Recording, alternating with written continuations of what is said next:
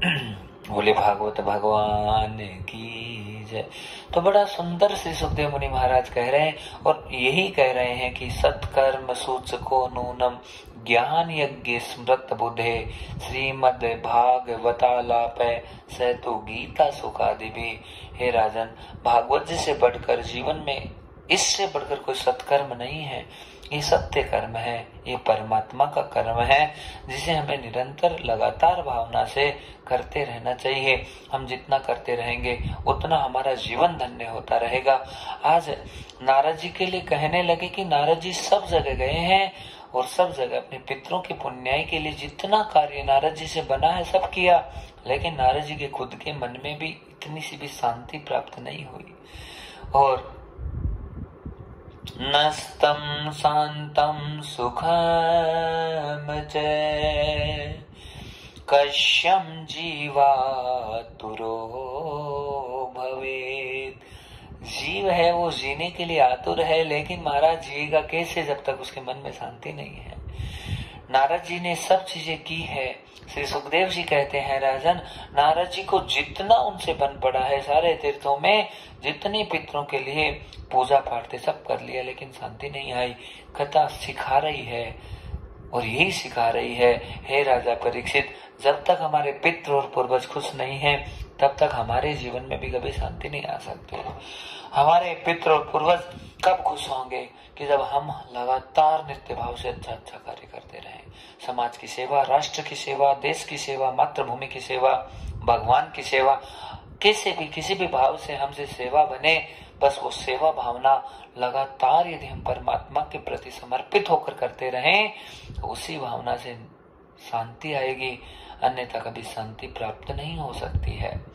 बड़ा सुंदर कहा है श्री सुखदेव मुनि महाराज ने, और वो ये कहने लगे कि हे राजन, जब नारद जी ने सारे साधन कर लिए और ये साधन करने के बाद में जब नारद जी फिर भी उदास हैं, तो टेंशन और परेशानी नारद जी के मन में एक ही है कि मैं करूं क्या। अरे मैंने तो सोचा था मैं तीर्थ में जाऊंगा, मैं यमुना जी में स्नान करूंगा, मैं गंगा जी में जाऊंगा, वहां डुबकी लगाऊंगा, काशी में जाकर बाबा भोलेनाथ के दर्शन कर लूंगा, हाँ यहाँ जाऊंगा वहां जाऊंगा, तो सब चीजें मेरे लिए तो सब सही हो जाएगी, लेकिन नहीं हो पाई। कथा समझने वाली है भक्तजनों, जीवन में शांति मिलना बहुत दुर्लभ है, जीवन में लगातार चैन मिलना बहुत दुर्लभ है। हाँ, सब कुछ मिल गया मुझको तो, पर चैन और आराम नहीं, पर चैन और आराम नहीं, पर चैन और आराम नहीं। संसार बहुत मिल जाता है पर चैन और आराम, शांति नहीं मिल पाती है। और इसी शांति की तलाश में सब भटक रहे हैं। हम सब जितने भी हैं भक्तजनों, हमें और कुछ नहीं चाहिए। हम सब की एक इच्छा है कि बस परम शांति आ जाए, चैन आ जाए, जीवन में सुकून आ जाए, जीवन में ठंडी रोटी मिल जाए पर आनंद वाली मिल जाए, जीवन में हर प्रकार से बस बढ़ोतरी किसकी हो, आत्मा की हो, पर वो बहुत दुर्लभ है। संसार हमारा बढ़ जाता है हमारे पुरुषार्थ से, हम बस केवल पीछे पड़े रहते हैं धन के, वो बढ़ जाता है पर शांति नहीं आ पाती। शांति के बिना क्या करें, कुछ अच्छा लगता ही नहीं। सुखदेव जी कहते हैं राजन, नारद जी आज इतनी विचित्र स्थिति में चले गए कि रोने लगे वापस, और रो कर अपने आंसुओं को बहा रहे हैं। आंखें सूज गई है, सूजन आ गई आंखों में रोने मात्र से, लेकिन रोने से भला समस्या का समाधान नहीं हो सकता। हे राजन, विधाता ही है हर प्रकार की समस्या का समाधान देता है, इसलिए मेरे ब्रह्म को भजते जाइए। जीवन का कितना ही बड़े से बड़ा कांटा होगा, मेरा परमात्मा निकालेगा, मेरा गोविंद निकालेगा। इसलिए प्रभु का बस भजन करते जाएं, भजन ही जीवन का सबसे बड़ा सार हो जाता है। हाँ, और भजन से सब चीज सिद्ध हो जाती है। आज नारद जी को कौन रास्ता दिखाएगा, क्योंकि नारद जी ने तो सोचा तीर्थ यात्रा में जाने से पितरों के पूजा पाठ करने से शांति मिल जाएगी। लेकिन आज नारद जी को शांति प्राप्त नहीं हुई। नारद जी बड़े उदास हो गए, उदास होकर आज जंगल में आ गए। हाँ, और आज सुंदर एक बरगद का पेड़ है, उस पेड़ के नीचे आकर श्री नारद जी महाराज ने अपना स्थान ग्रहण कर लिया और उदासीन है और बस ये सोच रहे हैं कि मैं क्या करूं, क्या करूं, क्या करूं। अचानक नारद जी को मेरे प्रभु का स्मरण हुआ कि बस मेरा भगवान ही मुझे रास्ता दिखाएगा, मेरा मार्ग प्रशस्त करेगा, मेरा गोविंद आएगा, आएगा मेरा सांवरा वो आएगा, ओ मेरा सांवरा आकर पार लगाएगा, वो आकर पार लगाएगा, आएगा ओ मेरा सांवरा आएगा, ओ मेरा सांवरा ओ आकर पार लगाएगा, वो आकर पार लगाएगा, आएगा मेरा सांवरा आएगा, ओ मेरा सांवरा। भक्तों पर जब संकट आता, दीनानाथ वो दौड़ाता, ऐसा भाव बना नारद का, ऐसा भाव बना नारद का, पार लगाएगा, ओ आएगा, ओ मेरा सांवरा वो आएगा, ओ मेरा सांवरा आकर पार लगाएगा, आकर पार लगाएगा, वो रास्ता मुझे दे जाएगा, आएगा ओ मेरा सांवरा आएगा, ओ मेरा सांवरा। मीरा के लिए दौड़ाया, आकर उसकी लाज बचाया, मीरा के लिए दौड़ाया, आकर उसकी लाज बचाया। पी गया विष का प्याला वो तो, भक्तों के मन भाएगा, आएगा ओ मेरा सांवरा आएगा, ओ मेरा सांवरा आकर लाज बचाएगा, रास्ता मुझे दिखलाएगा, आएगा ओ मेरा सांवरा आएगा, ओ मेरा सांवरा। रुदन हो रहा सबरी का जब, आकर भोग लगाया है,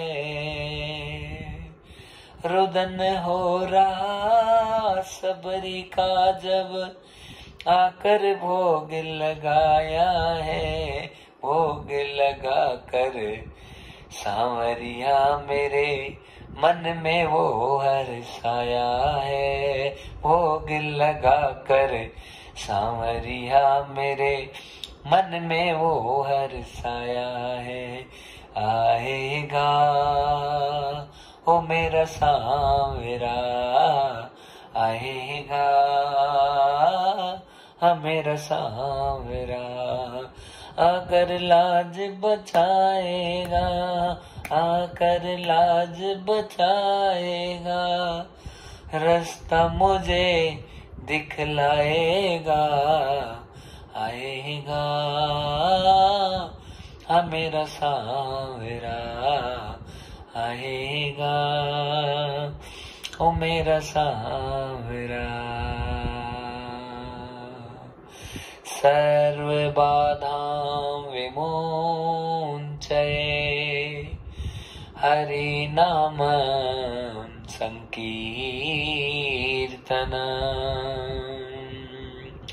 सर्वभद्रां यथा मूलम्, प्रभु स्मरणं च मात्रेण। हरि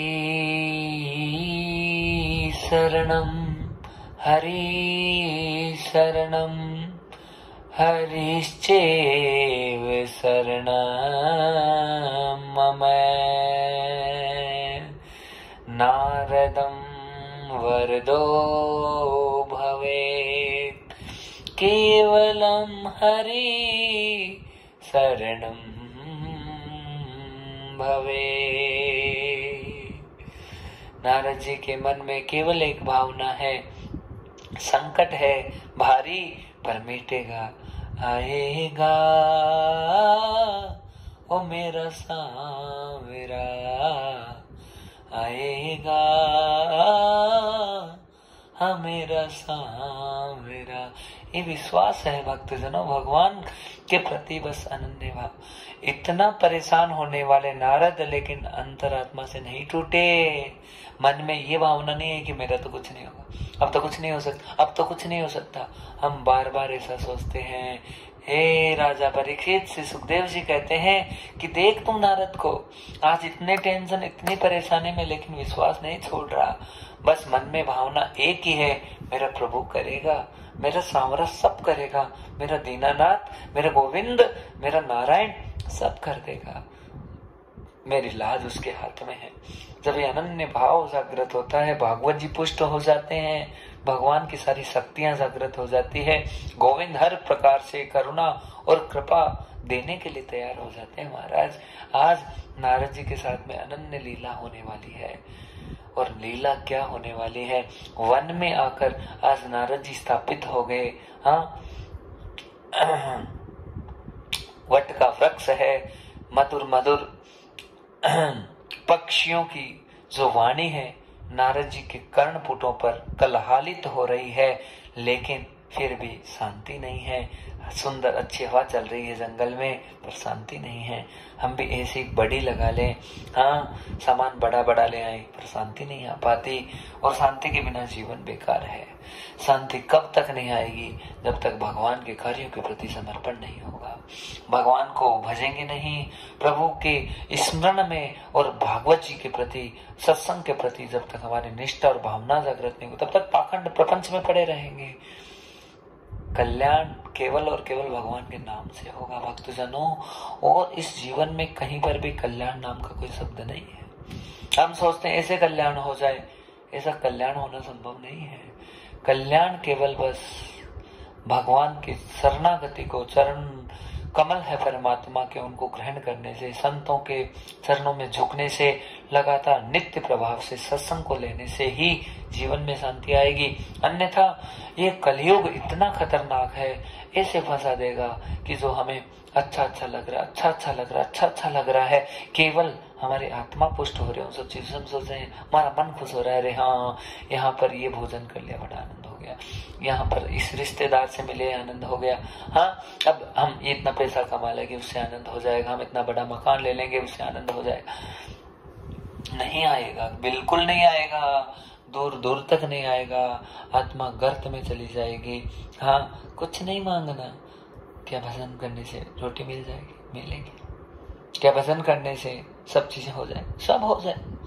हाँ, भयंकर से भयंकर जानवर है संसार में, सृष्टि में, जिसको भी भगवान, किसी को 200 किलो भी मांस लगता है तो उसे पहुंचाता है, किसी को 500 किलो भी भोजन लगता है तो उसे पहुंचा देता है। तो भैया तो भगवान की शरणागति ग्रहण कर रहा है, फिर तुम्हारा कैसे भला नहीं होगा? अरे हमें एक्सपेक्ट करना ही नहीं। दे तो तेरी मर्जी, ना दे तो तेरी मर्जी, अच्छा करे तो तेरी मर्जी, बुरा करे तो तेरी मर्जी, पर तेरा गुण गाना नहीं छोड़ू, मैं तो ऐसा ही गाऊं हूं।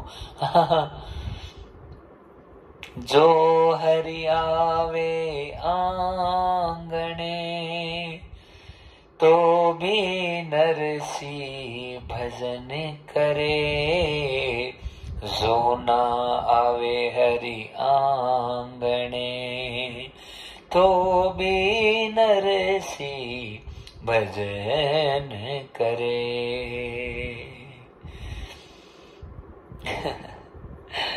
नानी भाई आकर रोने लगे शंकर सांवरिया के सामने, माफ करना, नरसी जी के सामने रो रो कर करे। कब आएगा भाई? आसी आसी आसी, हरि घने भरोसे आसी। ओ भाई आसी आसी आसी, हरि घने भरोसे आसी। वो तो झांझर रथ जुतवासी, वो तो झांझर रथ जुतवासी, वो तो घणो मायरो ल्यासी। ओ भाई आसी आसी आसी, हरि घणे भरोसे आसी। नरसिंह जी ने कहा नानी भाई आए ना आए मुझे कोई फर्क नहीं पड़ता, आए उसकी मर्जी ना आए उसकी मर्जी। ये नरसिंह तो उसका ऐसा ही गुण गाएगा, उसके रोम रोम में राम है, वो तो ऐसे ही उसको मनाएगा। उसकी मर्जी वो अच्छा करे, उसकी मर्जी वो बुरा करे, उसको जो करना वो करे, उसकी इच्छा। पर ये नरसिंह तो ऐसे ही गुण गाएगा। ये प्रभु के प्रति विश्वास है महाराज। आज से सुखदेव मुनि महाराज बड़ा सुंदर कह रहे हैं राजा परीक्षित। आज नारद जी की स्थिति भी ऐसी हो रही है, नारद जी का पूरा परम विश्वास, लेकिन मन में थोड़ी सी फिकाई आ गई है। राजन फिकाई आ जाती है जब हमारी एक्सपेक्टेशन, हमारी आशाएं ज्यादा हो, लेकिन आशाएं आज पिता का कल्याण करने की है तो भगवान क्या नहीं सुनेंगे। आज भावनाएं यदि समाज का उत्थान करने की है तो क्या भगवान नहीं सुनेंगे। आज समाज को सीख देने की भावनाएं हैं तो क्या भगवान नहीं सुनेंगे। महाराज इस वक्ता के पास में एक भी श्रोता नहीं होता है महाराज, उसे सुनने के लिए लाखों करोड़ों आ जाते हैं। कब?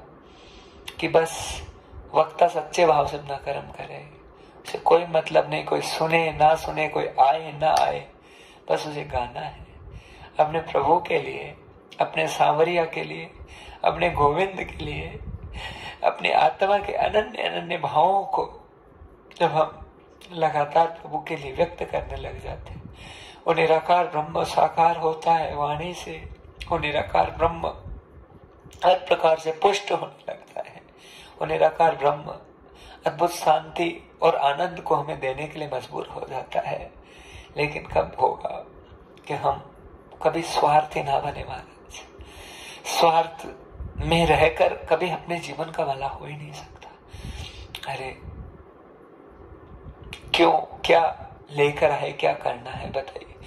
खुद के लिए जीना, जीवन को खत्म करना है, बस भावनाएं है वे प्रभु एक एक सांस सबके भले के लिए लग जाए। नारद जी के मन में भावना सुंदर है, और जब नारद जी की इतनी सुंदर भावना है तो भला भगवान मदद नहीं करेगा? ऐसा हो सकता है? आएगा वो मेरा सांवरा आएगा। आज अनन्य भाव नारद जी के, उसी समय भगवान की सुंदर लीला। और ये भक्तजनों दर्शन कीजिए। और दर्शन हम ये कर रहे हैं कि सुखदेव जी कह रहे हैं राजन उस जंगल में घोर जंगल था, कोई नजर नहीं आ रहा दूर दूर तक, लेकिन अचानक एक महात्मा प्रकट हो गए। और महात्मा प्रकट होकर साक्षात नारद जी के पास में आने लगे। और आए कौन है? महात्मा साक्षात भगवान के रूप में आए हैं। तुलसी या संसार में सबसे मिली हाय, ना जाने किस रूप में नारायण मिल जाए। किस रूप में भगवान आए कोई नहीं जानता, लेकिन आज संत का आगमन किसी के भी जीवन में होता है। भक्तजनों साक्षात प्रभु आते हैं और कोई नहीं आता। प्रभु आकर बस अपने भक्तों को कल्याण के मार्ग की तरफ दिखा देते हैं। उन्हें रास्ता आरोसित कर देते हैं, आनंदित कर देते हैं। नारद जी के सामने सुंदर महात्मा का आगमन हो गया है। हाँ,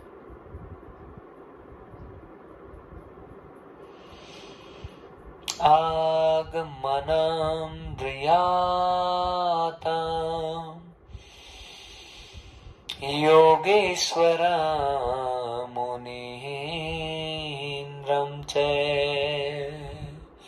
योगी के वेश में भगवान ही आए हैं। मान लीजिए संत स्वरूप में आज आगमन हुआ। आकर नारद जी को कहने लगे, कश्यम चिंता तुरो भवे कश्यम कारण यथा। हर पल भजन करने वाले नारद, हर पल हर क्षण भगवान का स्मरण करने वाले नारद, तुम्हारे चेहरे पर उदासीनता शोभा नहीं दे रही है। हाँ, किम कारणम यथा मूलम कश्यम उदासीनो भवेत्। नारद क्यों उदास हो, क्या कारण है? नारद जी हाथ जोड़कर आज संत महात्मा का स्वागत कर रहे हैं। हाँ, प्रणामं कृत्वा मुनीन्द्रं च। प्रणाम करना जीवन का सबसे बड़ा सौभाग्य होता है। अभिवादनम शीलस्य नित्य वृद्धे पसे विनय चत्वारि तस्य वर्धन्ते आयुर्विद्या यशो बलम। प्रणाम करने से 4 चीजें अपने आप बढ़ती, आयु, विद्या, यश और बल। इसलिए जहां पर भी मौका लगे सबको साष्टांग, सबको नमस्कार, सबको वंदन करते रहें। हम कभी छोटे बड़े नहीं होते। भोग देने से हमारा कद बढ़ता है, हमारा जीवन बढ़ता है। भगवान राम, गुरुदेव भगवान के चरणों में हमेशा झुकते। वशिष्ठ और विश्वामित्र जी का नाम भी श्री राम जी को पता चल जाता, हर जगह तोड़ पाते। हमारे हनुमान जी को हम कैसे भूल सकते हैं? हनुमान जयंती का दिन है महाराज, कैसे भूले बताइए? हर जगह राम राम राम राम राम, हर जगह जय श्री राम, जय श्री राम। जो आज्ञा प्रभु, जो आज्ञा, जो गुरु आज्ञा में रहता है महाराज, जीवन केवल उसका ही मान होगा। जो गुरु आज्ञा की अवहेलना करके सोचे कि उसका कल्याण हो जाए, कभी नहीं हो सकता। बस झुकते रहे परमात्मा के चरणों में, उसकी सानिध्य की को ग्रहण करते रहे लगातार नित्य भाव से, उसमें कल्याण हो जाता है। श्री नारद जी ने बड़ा सुंदर कहा, ऋषि महात्मा, हाँ मेरे पितृ खुश नहीं है। हाँ, मेरी उदासीनता का कारण केवल और केवल मेरे पिताजी हैं। मैं बड़ा दुखी हो गया हूं। हाँ, और दुख के मूल में चला गया। आज मुझे 15 दिन हो गए रोटी खाए हुए, और मेरी हालत यह है कि कैसे भी मेरे पिता को शांति आ जाए, कैसे मेरे पिता आनंद में चले जाए। मैंने सब कुछ जितना जतन करना था, जितने मेरे पास में साधन थे, वेद वेदांत तक में चला गया। मैंने जितना करना था, हाँ आप तो जानते हैं महात्मा जी, मैं भी टूटा फूटा नाम लेता हूँ श्री ठाकुर जी महाराज का। जैसा मुझसे हरि हरि नारायण नारायण निकलते, हमेशा करता रहता। मैंने सब कुछ करने की कोशिश की, लेकिन आज मैं हार गया। हे मुनिंद्र, हे ज्ञानेंद्र, मैं करूं क्या? मेरे पास कोई रास्ता नहीं है, और रास्ते मेरे सारे बंद हो गए। पर अब आप आए हैं तो जरूर आप कोई ना कोई आशा की किरण लेकर आए हैं। हाँ, प्रबुद्ध किरणम, और वो प्रबुद्ध किरण मेरे जीवन को ज्योतिपुंज में परिवर्तित करेगी, ये मेरा विश्वास है। पर आप मेरा मार्ग प्रशस्त करें महात्मा। मैं दुखी हो गया हूं, परेशान हूं, हर प्रकार से चाहता हूं मेरा पिता खुश हो जाए, प्रसन्न हो जाए, पर मैं क्या करूं? मैंने मेरे जीवन में जो साधन मैंने सब कर लिए, आप रास्ता दे। आज महात्मा बड़ा सुंदर कहने लगे, हासम परिहासम च मुखारविंदम प्रसन्न चित्तो। हंसकर बोलना भी जीवन की सबसे बड़ी कला होती है महाराज। यदि हम किसी को भी मीठा उत्तर दे देते हैं अपने अच्छे भाव से, 2 प्रकार होते हैं। एक तुम ऊपरा ऊपरी किसी को मीठा बोले, अलग होता है, लेकिन अपने आत्मा भाव से हम किसी को संतुष्टि वाला उत्तर देते हैं तो हमारे शब्दों से अगले के घाव भर जाते हैं। इसलिए संत महात्मा ने बड़ा प्यारा कहा, नारद जी सब जगह तो गए, आप काशी तक चले गए, आप जाकर रामेश्वरम धाम पर भगवान शंकर को प्रणाम करके आ गए, भगवान के सारे ज्योतिर्लिंगों के दर्शन कर लिए आपने, जो जितना आपने करना था आपने कर ली, पर आप एक बात बताओ, वृंदावन गए कि नहीं गए? नारद जी ने कहा वृंदावन तो नहीं गया। हे नारद जी, इस जीवन में जो आदमी भयंकर भयंकर कलिकाल से ग्रसित हो गया है, जिसको कहीं पर भी शांति नहीं है, महाराज उस ब्रज भूमि में आकर उसे जरूर शांति मिलेगी। बोलो ना राधे राधे, एकदम सत्य बात है महाराज। आप कभी मत सोचना कि महाराज लोग भी शांत रहते हैं, नहीं रह पाते। इतना भयंकर घोर कलयुग है कि महाराज लोग तो बहुत ज्यादा टेंशन में रहते हैं, हद से ज्यादा। खुद का टेंशन नहीं है, जितने जो भक्तजन रहते हैं उनसे संबंधित जो पीड़ाएं रहती है महात्माओं को आहत करती रहती है लगातार। और वो जो कली रूपी दावानल है, जो दूसरों का पाप रहता है महाराज, वो महात्माओं को खाना पड़ता है। फिर महात्माओं को भी शांति नहीं मिलती, चैन नहीं मिल पाता। चैन तब तक ही मिलता है जब तक व्यासपीठ को ग्रहण करके शब्द निकलते हैं। चैन तभी तक मिलता है जब आंख बंद करके भगवान का भजन किया जाता है। चैन तभी तक मिलता है जब भगवान की शरणागति में है, कितना ही बड़ा महात्मा हो, कितना ही कुछ भी हो, उसे चैन सुख और शांति केवल प्रभु के चरणों में मिलेगी। बाकी सुख शांति है ही नहीं कहीं पर भी। लेकिन ब्रज भूमि बड़ी महान है महाराज। इस वृंदावन की पवित्र भूमि में यदि किसी का भी प्रवेश हो जाता है, तो भगवान की श्री राधे रानी की बहुत बड़ी कृपा होती है। उस कृपा से यहाँ पर राधे रानी माँ भगवती जगदम्बा लीला करती है, श्री कृष्ण गोविंद लीला करते हैं कि व्रज का वास दे देते हैं। और ब्रज का जब वास हो जाता है, उसके बाद में जब भगवान का थोड़ा बहुत भी चिंतन किया जाता है तो मन प्रफुल्लित होने लगता है। लेकिन हाथों हाथ ब्रज भूमि में भी शांति नहीं आ सकती, क्योंकि भगवान ने जितने राक्षस थे मारे थे वो कहाँ जाएंगे बताओ? वो तो अच्छे को ही परेशान करेंगे। जितनी परेशानियां अच्छाइयों को होती है, लेकिन अच्छाइयों को इतना बढ़ाओ कि बुराइयां दम तोड़ दे, सामने टिक ही नहीं पाए। अपनी अच्छाइयों को इतना बढ़ाते जाइए। महाराज हाथ जोड़कर व्यासपीठ से ये बात निकल रही है कि संसार में कोई अच्छा नहीं होता है, सब में बुराइयां भरी रहती है, सब में परेशानियां भरी रहती है। लेकिन बस आदमी अपनी आत्मा से जब परमात्मा को स्वीकार कर लेता है और भगवान को सर्वस्व मानकर भगवान के लिए जीना मरना प्रारंभ कर देता है, तो उसका जीवन मान होता है निश्चित रूप से। बहुत समय लगता है, ऐसे नहीं कि बस थोड़ा सा हो गया सब कुछ, नहीं हो पाता। बिल्कुल बहुत कठिन है, जीना बहुत कठिन है। लेकिन जीने के लिए बस अच्छी बातों को धारण करना, अच्छी बातों को सुनाना, अच्छी बातों को ग्रहण करना महानता से। तो आज नारद जी को कह दिया वृंदावन जाइए, और आज ऐसा कहे कि महात्मा वहां से चले गए हैं, और नारद जी ने निश्चय कर लिया कि मैं आज तक व्रज भूमि में प्रवेश नहीं कर पाया, और वृंदावन की पवित्र भूमि में श्री लाल जी कृपा ना करें, श्री राधे रानी कृपा ना करें, तब तक ब्रज भूमि में किसी का प्रवेश नहीं हो सकता। राज की भूमि में श्री ठाकुर जी महाराज अनन्य अनन्य भावों की जब कृपा करते हैं, तब जाकर उस वृंदावन की पवित्र भूमि में दर्शन का सौभाग्य प्राप्त होता है। लेकिन वो पहले वाला वृंदावन नहीं रहा महाराज। और वृंदावन में वृंदावन जैसा नहीं रहा, जहाँ हर प्रकार का आनंद, हर प्रकार का मंगल। अरे मंगल आनंद तो आज भी वो ब्रज भूमि है जहाँ पर श्री ठाकुर जी ने अपने चरणों को रखा, श्री ठाकुर जी यहाँ पर खेले हैं, श्री ठाकुर जी यहाँ पर घूमे हैं, श्री ठाकुर जी यहाँ पर हर प्रकार की लीलाएं की है। तो ये भूमि तो बहुत महान है महाराज। पर आज तीर्थ स्थानों की जितनी मर्यादाएं हैं भक्तजनों, सब खत्म हो रही है। हर जगह गंदगी, हर जगह कचरा, हर जगह ऐसी स्थितियां केवल हमारे कारण से। हम उनकी मर्यादाओं को रख ही नहीं पाते, केवल अपना स्वार्थ सिद्ध कर रहे हैं। ये भ्रमण के विषय नहीं है। व्यासपीठ हाथ जोड़कर निवेदन करती है, ये ब्रज भूमि, ये श्री ठाकुर जी की भूमि, ये जितने तीर्थ स्थान है वो केवल भ्रमण की भूमि नहीं है महाराज।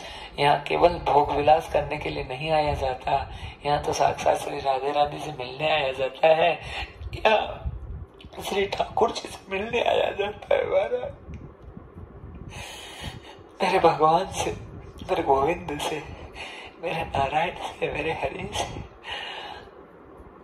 बस उनके भावों को महसूस किया जाता है, उनकी भावनाओं को अपनी खुद की भावनाओं से मिलाने की आवश्यकता अनन्य अनन्य भावों की होती है। इसलिए कभी तीर्थ स्थान पर आए तो घूमने के लिए नहीं आए कि बस भ्रमण हो गया, इधर उधर ये हो गया वो हो गया ना। तीर्थ स्थानों पर साक्षात भगवान से मिलने आए। हमारे बहुत बड़े भाग हो जाते हैं महाराज कि ठाकुर जी की इतनी बड़ी कृपा हो जाती है, हमें ब्रज का वास मिल जाता है, हमें गोविंद का वास मिल जाता है, नारायण का वास मिल जाता है। इससे बढ़कर कोई कृपा और करुणा